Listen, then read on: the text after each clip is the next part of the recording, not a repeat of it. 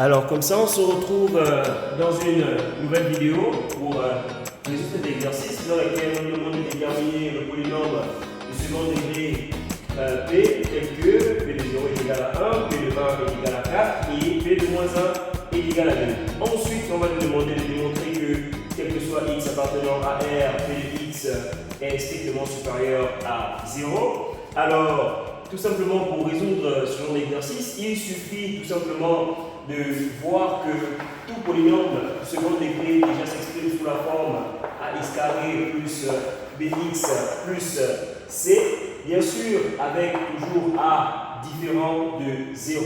Et à partir de là, qu'est-ce qu'on fait? On calcule p de 0 pour commencer. P de 0 avec ce polynôme, ça va donner a fois 0 au carré plus b fois 0 plus c. Donc 0 au carré fois a, ça va donner tout simplement 0. Voilà, b fois 0, ça va donner 0. Et donc la seule valeur qui va rester, c'est c.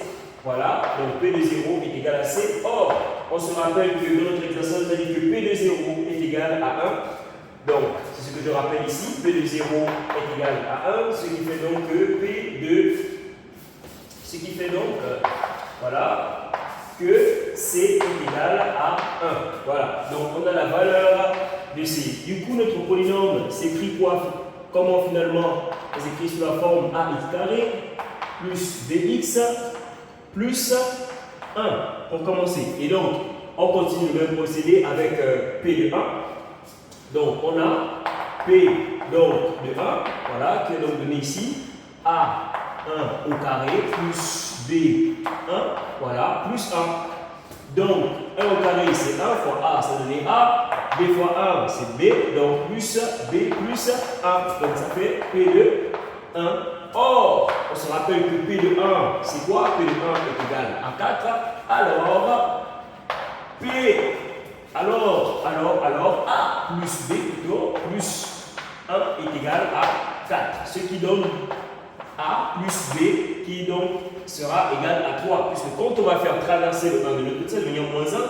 Donc 4 moins 1, ça va donner 3. Voilà. Donc, celui-ci, je vais l'appeler 1. On fait la même chose avec le dernier là-bas. P de moins 1, on calcule.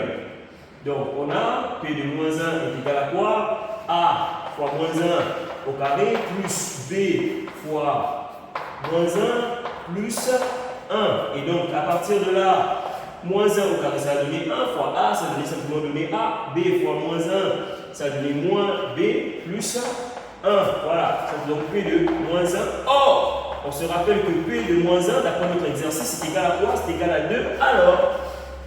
Alors, A moins B plus 1 est égal à 2. Ce qui conduit à dire que A moins B est égal à 1. Voilà. Donc, celui-ci, c'est 2.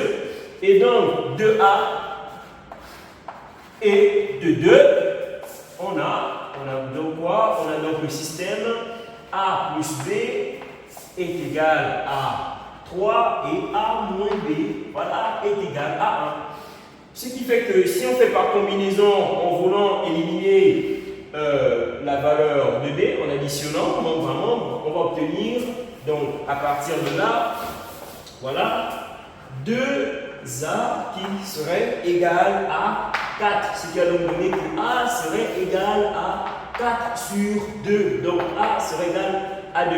Donc, à partir de cette valeur de A, si je remplace cette valeur, voilà, dans voilà, ma première équation, donc en remplaçant, voilà,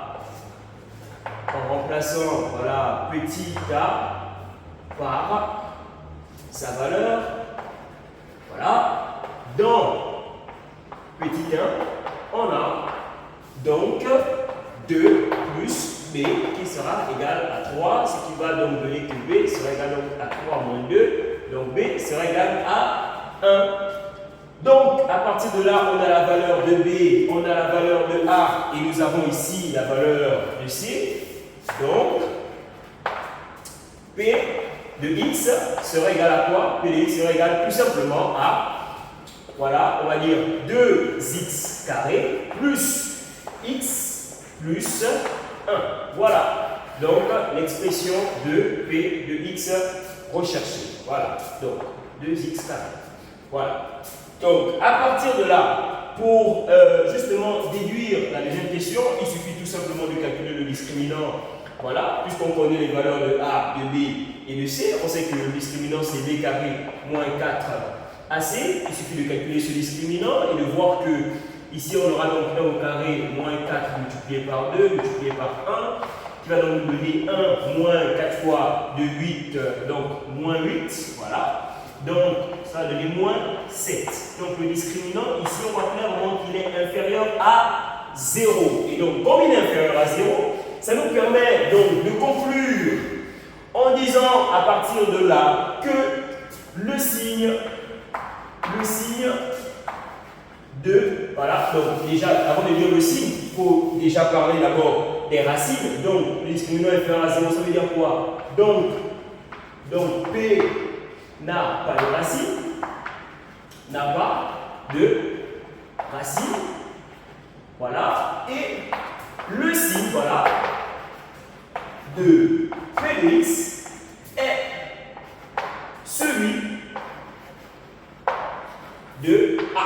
Or, A est égal à quoi? A est égal à 2, qui est strictement supérieur à 0, donc, voilà, quel que soit X appartenant à R, P de X est bel et bien supérieur strictement à 0.